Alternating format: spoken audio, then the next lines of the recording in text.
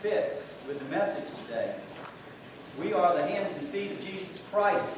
Others may not hear the gospel unless they see it through our actions, through His hands. You heard today a gospel reading, the Gospel of Luke, where Jesus told a parable about pride, the dangers of being prideful, trying to seek the best chair at the table. Then you also saw and heard the elder read from the letter to the Hebrews. We talked about God never changes. He never changes. Jesus is the same today, yesterday, tomorrow. Well, the context of that letter to the Hebrews is a context that we're probably familiar with. It's a context of turmoil. The church is in turmoil. The church in Jerusalem is in turmoil.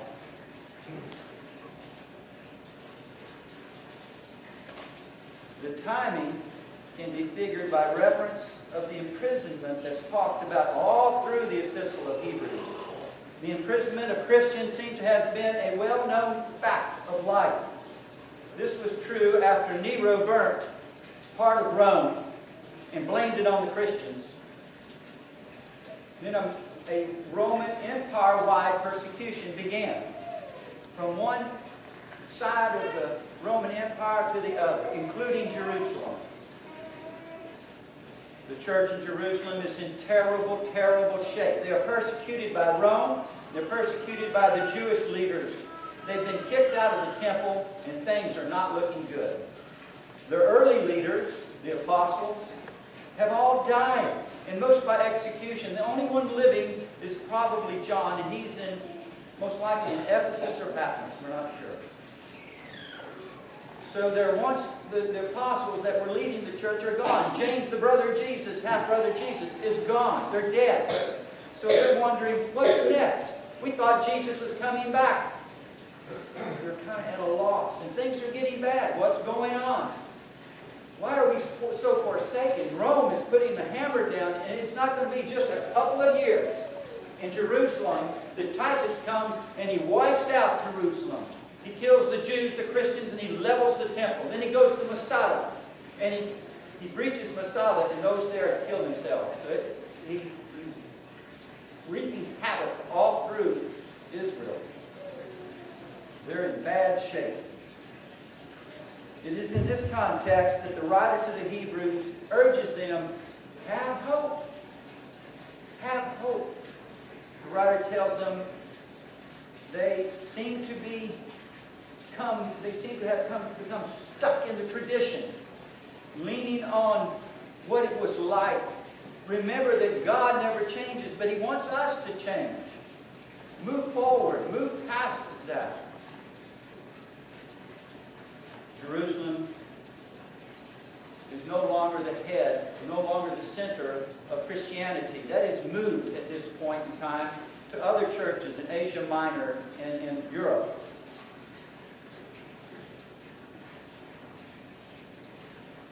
And the writer tells them, have hope, draw close to each other.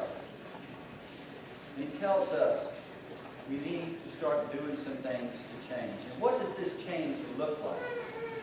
Well, I think we get a look at the gospel reading of Luke. We get a picture of a man filled with arrogance and pride. You can see the picture of Jesus giving you this story of people coming to a dinner. It must have been a dinner of a very rich person, a very popular person. And those who are entering this dinner, they're seeking the best seats, like the back of the church, you might say. The best seats. They're coming for the best seats. They want to get closest to the host. So they're filling up there. And Jesus says, look, why do you do that? Why not take the worst seat? And then if the host tells you to come move closer, you won't be embarrassed.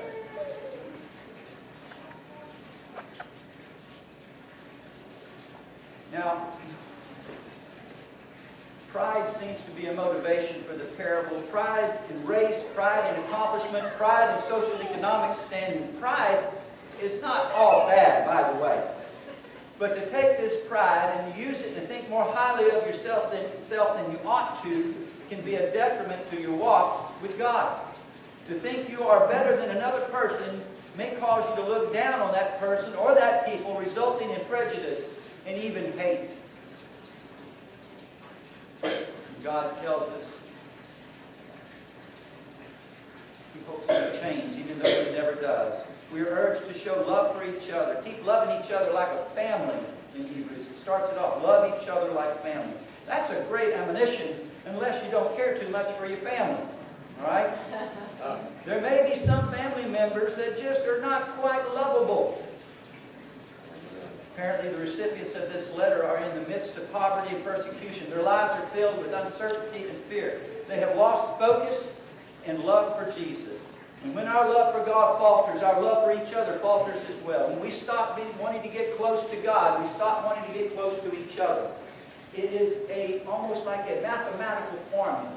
The closer we get to God, the closer we become to each other, or vice versa. When we draw close to each other, we draw close to God. Well, these people, it seems to be, are far from God, and as a result, they are far from each other. Now, I'm a very visual person. I'm not very artistic, but I'm very visual. Okay? I did a little drawing here that depicts drawing close to God. If I can do this without setting on fire. Okay? This is a triangle. Now, all you teachers or maybe students, what kind of triangle is that? Isosceles, right? Isosceles. There's two equal sides, I think that's right. Okay, it's a triangle. It has 3 points. Every triangle has 3 points. You got that right too. At the top of this triangle is God. Okay? And at the bottom of the triangle, at either point, one is me, and the other is you or someone else. Could be your wife, your spouse, husband.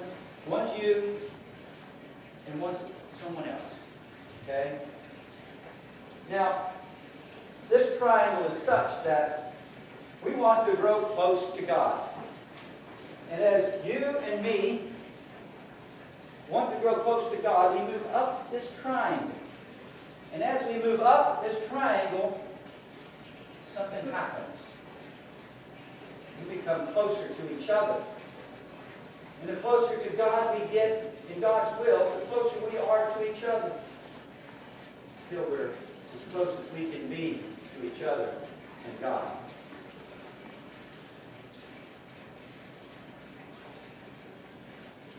I'm going to take this down for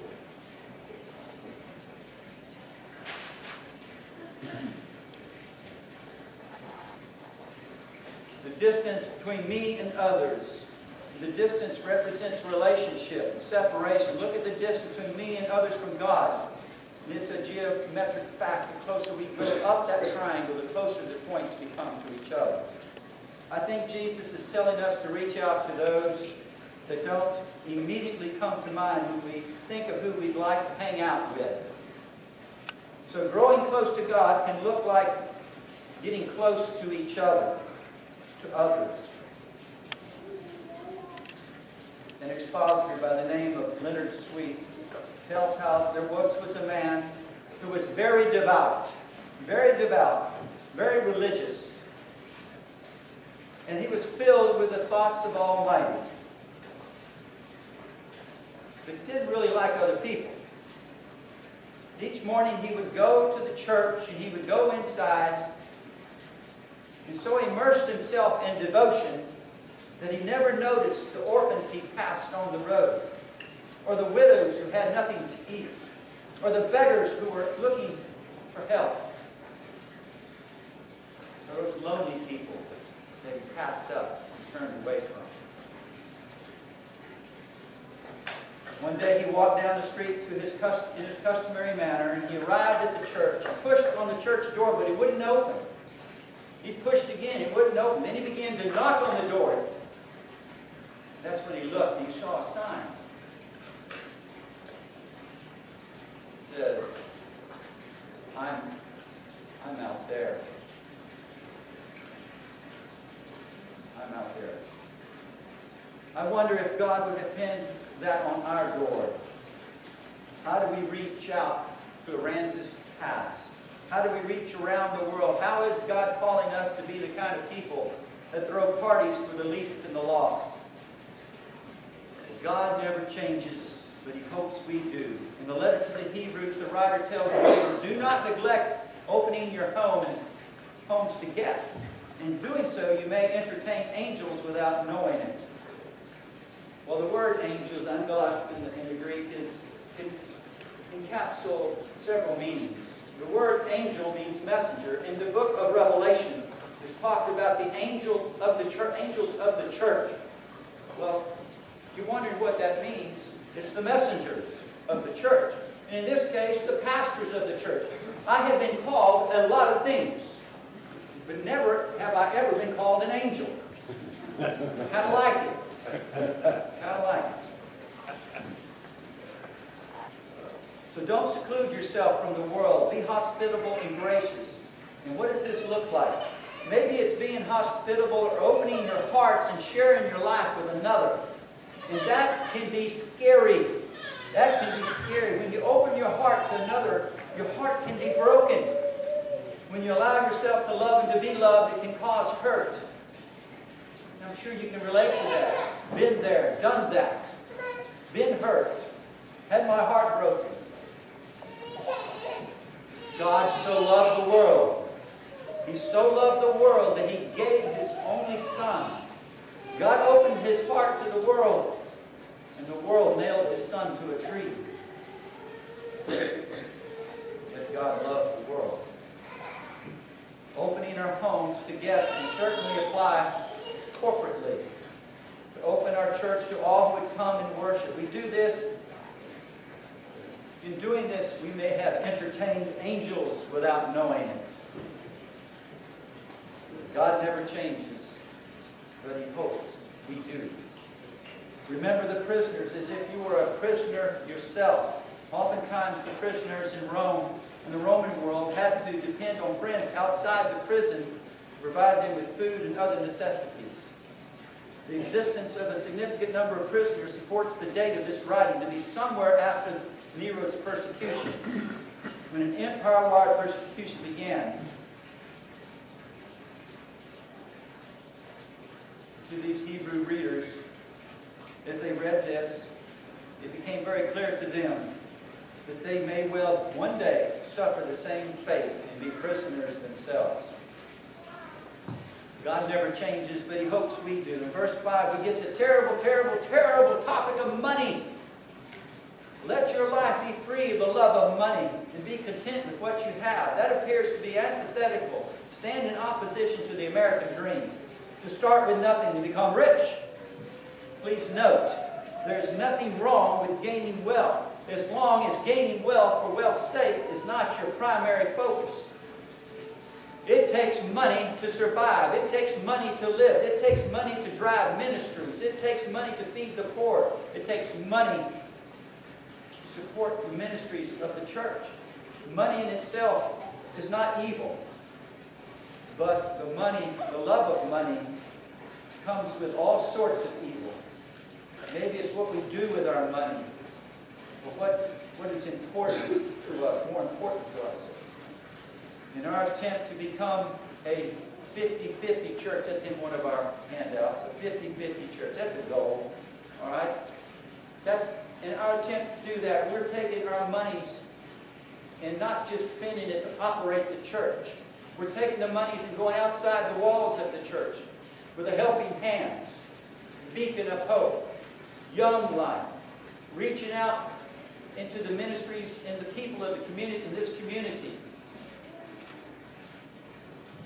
That's important.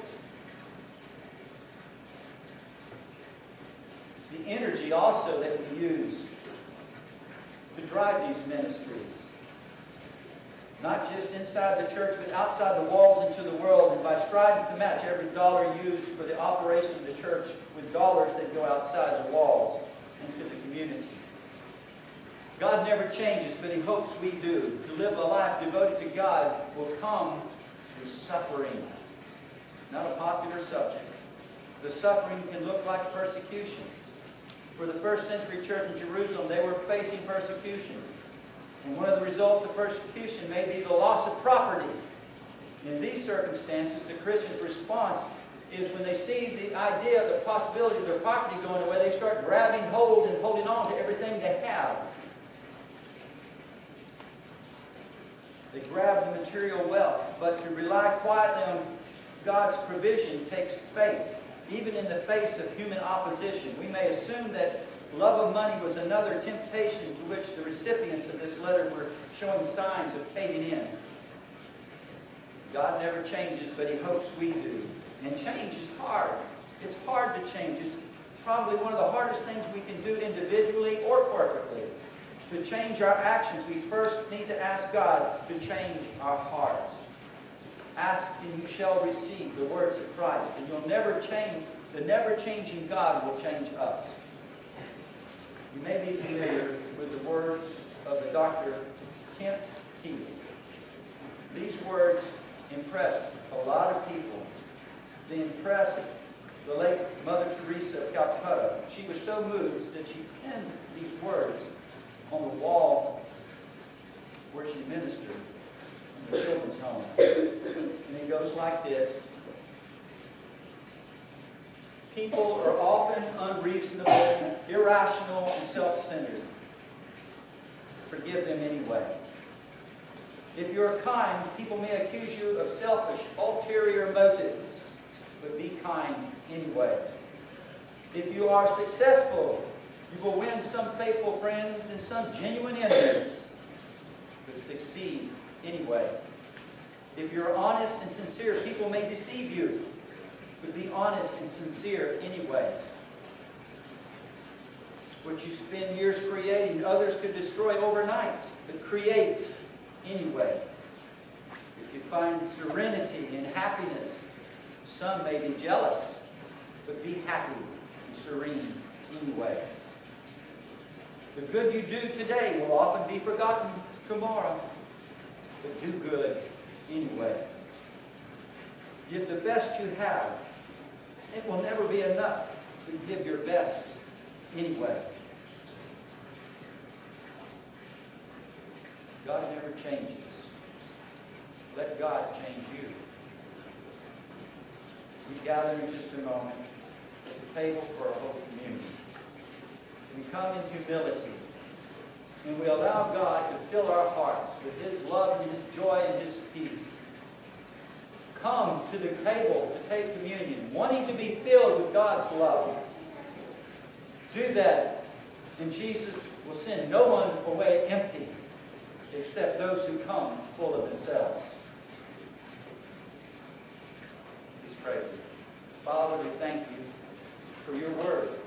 We ask that you change our heart to be like your heart. Give us a heart of compassion. Give us a heart that yearns to reach others in your name. We thank you, Lord. Father, I thank you for the opportunity to serve you. And we ask your blessing. In the name of Jesus. Amen. If you're here today, you're going to sing a song of invitation.